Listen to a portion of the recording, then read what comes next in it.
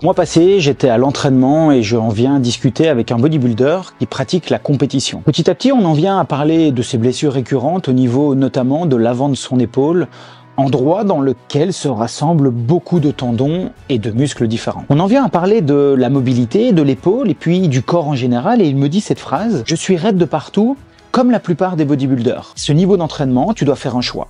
Privilégier la musculation ou la souplesse. Les deux ne sont pas possibles à concilier. Alors en rentrant chez moi, je me suis quand même rappelé de cette image de Flex Wheeler faisant un grand écart sur scène et pourtant avec un niveau exceptionnel de bodybuilding et un physique proche de la perfection selon certains. Je me suis donc dit que ce serait intéressant de faire une vidéo qui expliquerait le lien entre musculation et souplesse d'un muscle et essayer de comprendre si le cas de Flex Wheeler était exceptionnel, hors norme, ou si au contraire, tout pratiquant devait être capable de maintenir sa souplesse musculaire tout en développant sa masse musculaire. Alors likez-moi cette vidéo pour donner de la force à la chaîne, abonnez-vous si ce n'est pas encore fait et préparez vos adducteurs. On commence maintenant.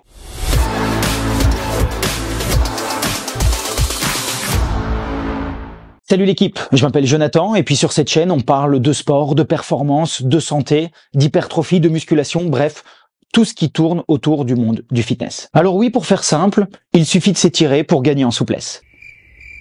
Non, vous imaginez bien que je n'aurais pas fait une vidéo pour dire une chose aussi basique.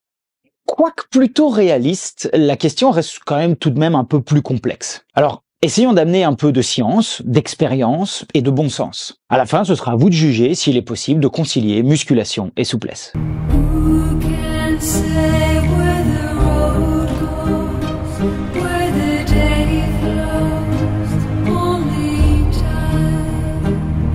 Avant de rentrer dans le vif du sujet, on va briser un mythe autour de la musculation. Beaucoup pensent que pour devenir massif, il faut sacrifier la souplesse. C'est notamment le cas du bodybuilder avec qui j'ai discuté. Eh bien, détrompez-vous. Faux! C'est faux. Totalement faux! Pas du tout ça! Non!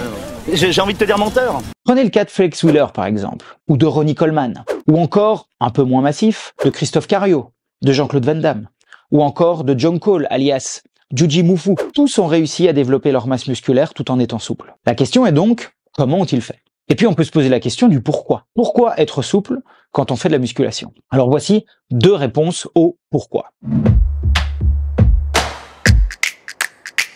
Vous avez peut-être déjà entendu dire que travailler un muscle dans toute sa longueur permet d'augmenter sa force plus facilement que si l'on travaillait partiellement. Et c'est vrai. Quand il s'agit de la force, plus vous travaillez un muscle dans sa longueur, plus vous augmentez la force. Il y a plusieurs méta-analyses, donc le plus haut degré de science qui le démontre. Par contre, ces mêmes études expliquent que le volume musculaire, lui, n'augmente pas plus si vous utilisez des amplitudes complètes ou partielles. Mais ce qui nous intéresse ici, c'est le gain de force qui est maximisé lorsque l'on travaille en plus grande amplitude. Et qui dit plus grande amplitude, dit un muscle qui accepte d'être plus étiré, donc plus souple. Attention cependant à ce que l'on appelle la relation tension-longueur, qui explique simplement, au-delà d'un certain étirement, le muscle n'est plus capable de fournir suffisamment de force. C'est ce qui a été démontré notamment avec le biceps curl incliné et son implication sur la force de la longue portion du biceps. Dans l'étude, un angle de 50 degrés entre le buste et le bras vertical est trop important, augmente à l'excès l'étirement de la longue portion du biceps et diminue l'activité neuromusculaire.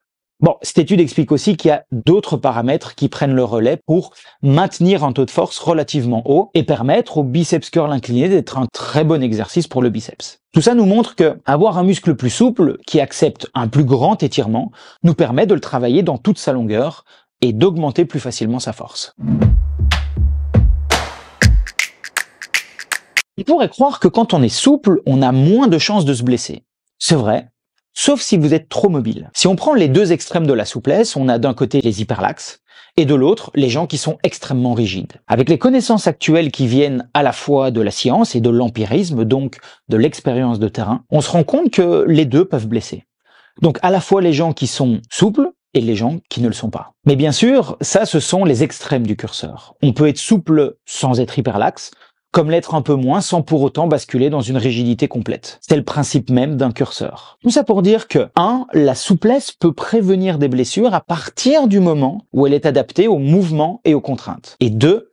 faites quand même attention de ne pas faire de ce principe un principe général, parce que la plupart des gens qui sont hyperlaxes, donc très souples, ont souvent des douleurs articulaires, ciblées parfois dans le bas du dos par cet excès de mobilité. Mais donc en dehors des extrémités du curseur, oui, la souplesse prévient des blessures. En musculation, en dehors de toute recherche spécifique liée à un sport précis, une meilleure souplesse vous permettra d'atteindre de meilleurs résultats en termes de gain de force.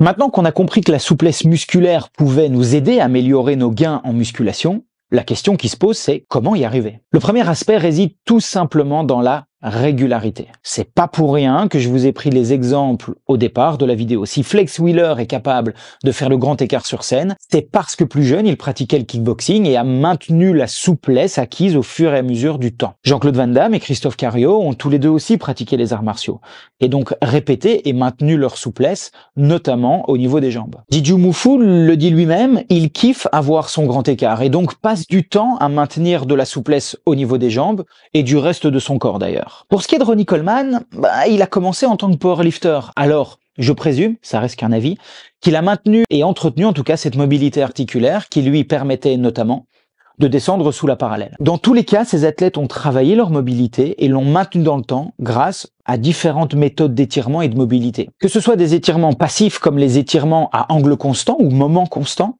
des étirements plus actifs comme les étirements balistiques ou dynamiques, ou même des routines de mobilité, ils ont maintenu leur mobilité. Et là-dessus, je rejoins la pensée de Jean-Pierre Egger, préparateur physique de Werner Günther, c'est le triple champion du monde de lancer de poids. Il disait que pour augmenter ou maintenir la mobilité d'un athlète, on pouvait tout simplement utiliser la musculation. Il disait ceci: si tu veux assouplir tes ischio-jambiers, eh bien, pratique le soulevé de terre roumain, donc presque jambes tendues. Pratique-le sur des amplitudes complètes, avec des charges progressives. Tu augmenteras ainsi la force du muscle sur des amplitudes de plus en plus grandes, et le seuil de souplesse sera repoussé. Autrement dit, en maintenant de grandes amplitudes de mouvement et en choisissant des exercices à fort étirement, vous augmentez la souplesse d'un muscle tout en maximisant la force.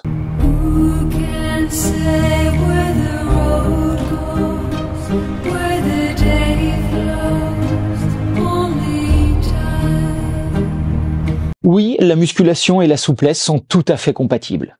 De grandes amplitudes de mouvement, des charges progressives, des exercices musculaires à fort étirement, toutes proportions gardées, et une routine d'échauffement incluant de la souplesse ou de la mobilité, et le tour est joué. Non, c'est... Donc pour répondre aux bodybuilders avec qui j'ai discuté, je pense pas qu'il faille choisir entre souplesse et musculation. Être libre dans son corps, sans rigidité lorsque l'on pratique des mouvements de grande amplitude est plus que nécessaire. Alors la question n'est pas de savoir si c'est possible de concilier les deux. La question est de savoir si vous voulez prendre le temps de placer un peu de souplesse dans votre vie tout en continuant à prendre du muscle. Et pour ce qui est des bodybuilders, eh bien pour moi, ils ont fait leur choix. Ils ont privilégié le volume musculaire et ils ont mis de côté la souplesse. Le volume musculaire, ils l'ont obtenu notamment par des techniques comme des petites reps où on raccourcit un maximum le muscle pour qu'il prenne plus vite du volume, meilleure sensation, meilleure congestion, mais avec un moins bon étirement. Ils ont décidé de mettre la souplesse de côté, donc petit à petit, le corps rigidifie. C'est un choix, c'est le leur, je le respecte. Voilà l'équipe, si vous avez des astuces à partager, dites-le moi en commentaire, likez, abonnez-vous, et bien sûr, on se retrouve dans la prochaine vidéo. D'ici là, prenez soin de vous, et bon entraînement à tous. Ciao!